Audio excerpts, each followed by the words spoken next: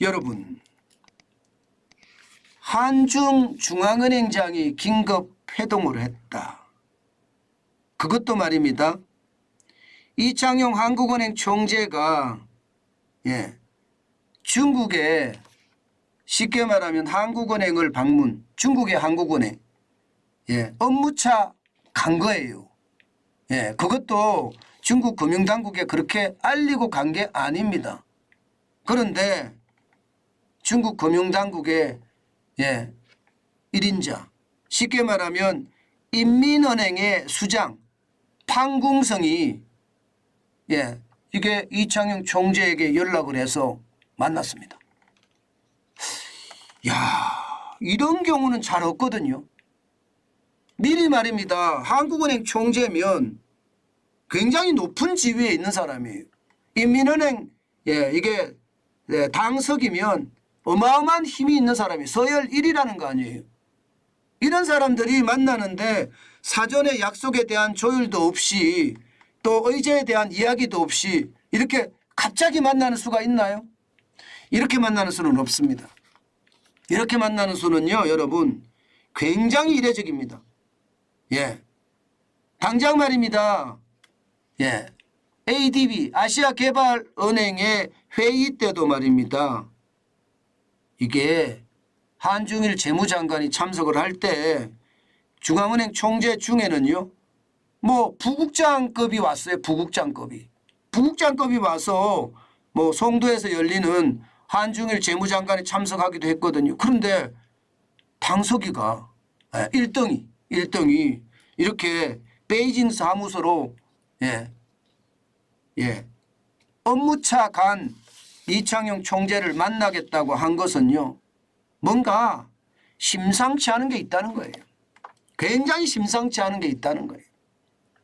중국이 이렇게 나올 때는요, 이게 중국이 다급해서 지금 온 거잖아요. 다급해서 온 이유가 있을 거예요.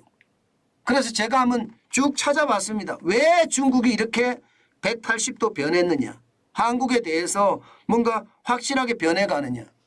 그 분위기는 제가 봐서는 환율에서 이미 나타나고 있습니다. 7월 4일 기준으로 조금 떨어지긴 해요. 달러당 7.2147 위안입니다. 포치가 넘어섰어요. 환율이 포치가 넘어서서 오랫동안 계속된다는 건 여러분, 결국 말입니다. 시장의 위험성이 굉장히 커졌다는 거예요. 5월 18일에 7.0351 위안까지 올라갔었는데 이때가 처음이거든요. 포치가. 지금 5월 18일에 비하면 7월 4일이니까 2달가량 지금 7% 이상에서 머물고 있다는 이야기잖아요. 뭔가 불안한 거예요. 중국 경제 상황이 심상치 않은 겁니다. 바로 이것을 중국은 당연히 생각할 수밖에 없을 거고요. 그런데 이 위기를 이창용 총재하고 이야기해서 뭐 해결책이 있느냐. 글쎄요. 해결책이 있을지 없을지는 모르지만 제가 말씀을 드릴 거예요.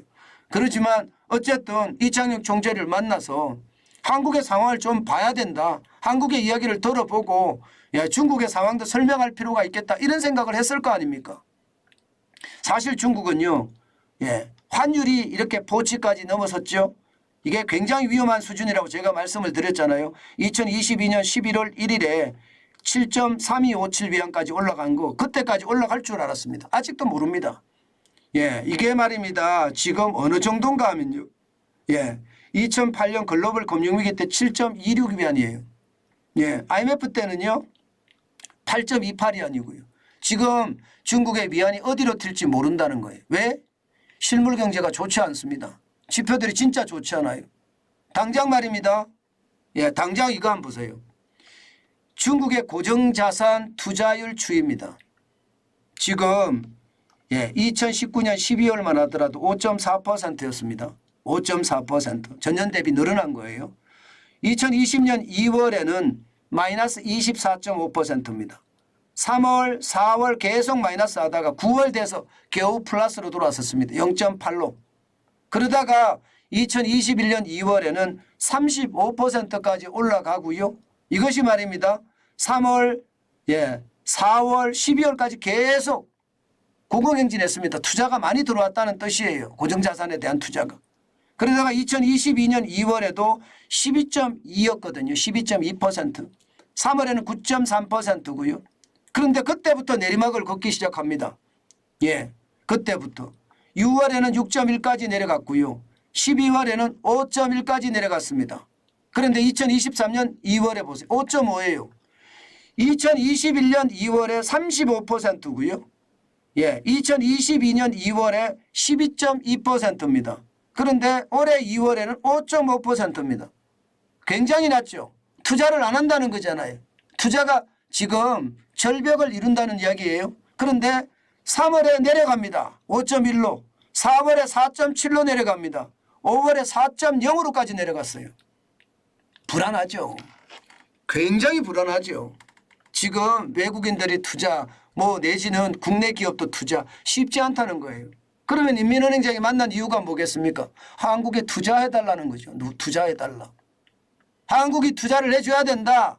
미중 무역 전쟁 때문에 경제 전쟁 때문에 지금 탈중국 하면서 모든 기업들이 떠나는데 제발 한국이 투자해달라. 솔직히 사정했지 않을까요? 저는 그렇게 보입니다. 저는 그렇게 보여요. 실제 각종 지표를 보면 중국 지금 굉장히 어렵습니다. 아니라 이야기하는데 아니라 자꾸 강한 부정을 하는 것이 긍정 같습니다. 실제로 말입니다. 수출은 마이너스 7.5%까지 떨어졌습니다. 지금 쉽지 않죠. 작년 10월부터 마이너스를 기록하다가 마이너스가 많이 내려갈 때는 작년 12월에 9.9까지 내려갔습니다. 올 3월에 14.8까지 올라갔다고 하지만 이게 시장의 기대치만큼도 못 올라갔고요. 4월에 8.5%도 마찬가지입니다. 급기야 5월에는 마이너스 7.5%까지 떨어졌습니다. 어디 것뿐입니까? 중국의 공업이익 추이도 보면 굉장히 나쁩니다. 공업이익이 올해 1월에서 2월 사이를 보면 마이너스 22.9예요. 그리고 1월에서 3월까지를 따져보니까 마이너스 21.4고요. 예, 1월에서 4월까지는 마이너스 20.6이고요. 1월에서 5월까지 마이너스 18.8입니다. 이게 2022년 1월에서 4월까지 보면 3.5거든요. 거기에 비하면 지금 최악이죠. 기업이 이익을 못 낸다는 뜻이에요. 기업이 이익을 못 낸다.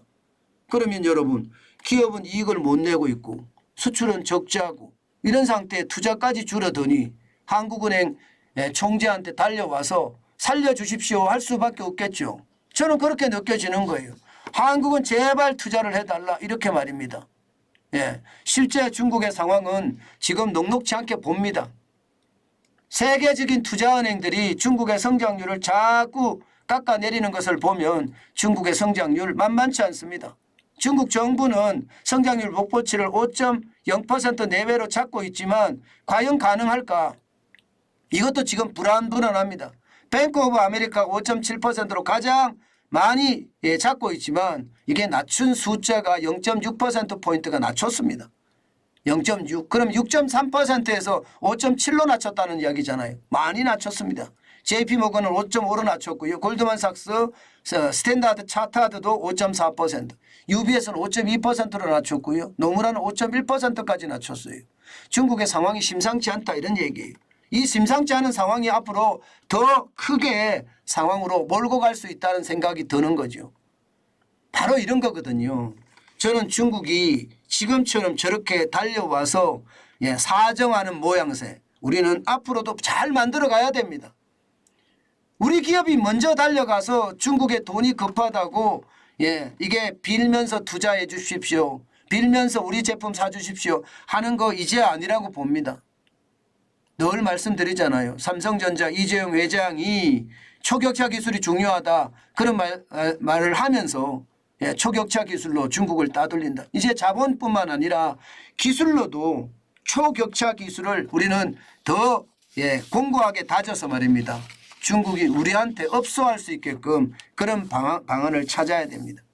싱하이밍 중국 대사가 웃기게 내정 간섭까지 하는 위안스카이 모양새를 보였잖아요. 안타깝게 그지없습니다. 우리가 그런 대사 따위에게 당해야 되나 이런 생각이 들기도 하고요. 지금 우리는 그 어느 때보다 세계 시장의 정세를 잘 읽고 우리가 실사구시를 정확한 지침으로 삼아서 움직여야 될 때다. 저는 그런 생각합니다. 뭔가 중국이 심상치 않다. 예. 잘 막을 수 있으면 다행이지만 이게 심상치 않거든요. 게다가 여러분도 알다시피 중국의 기준금리도 내렸어요. 이제 중국 기준금리를 내려서 7월에 어떤 지표가 나오는지가 굉장히 중요합니다. 만약에 7월에 중국의 지표 구매관리자 지수나 아니면 소매 판매 지수나 아니면 수출이나 이것까지 나빠진다면 중국 예상외로 말입니다. 큰 복병이 될 수도 있습니다. 우리 경제에는 치명타를 줄 수 있는 복병이 될 수 있기 때문에 진짜 조심 또 조심해야 됩니다. 그 어느 때보다 이 조심이란 단어가 아주 진실한 단어 같습니다. 그 정도로 말입니다. 상황이 진짜 좋지 않다는 이야기 다시 한번 제가 알려드리고 싶습니다. 여러분 경제라는 게 그렇습니다. 이게 그때그때 엄청나게 변하는 게 경제인데 지금처럼 이렇게 어떤 상황이 점점 나빠져 가는 상황 이것은 여러분 우리가 쉽게 이거다 이렇게 통제하기가 쉽지 않습니다. 때문에 여러분 자세히 시장을 들여다보는 거 그 어느 때보다 중요하다. 그 말씀 다시 한번 여러분께 알려드립니다. 지금 시장은요. 제가 여러분들에게 말씀드리는 아주 작은 단서 말씀을 많이 드리잖아요. 그죠? 근데 그 작은 단서들이 현실이 되는 경우를 저는 많이 봤습니다. 그리고 당장 새마을 검거만 하더라도 제가 이미 PF 대출과 관련돼서 문제가 있다. 그런 말씀을 드렸는데 지금에서 터졌잖아요. 그렇게 터지는 경우가 있을 겁니다. 지금 그래서 저는 여러분들이 진짜 조심하셔야 된다는 말씀 다시 한번 올립니다.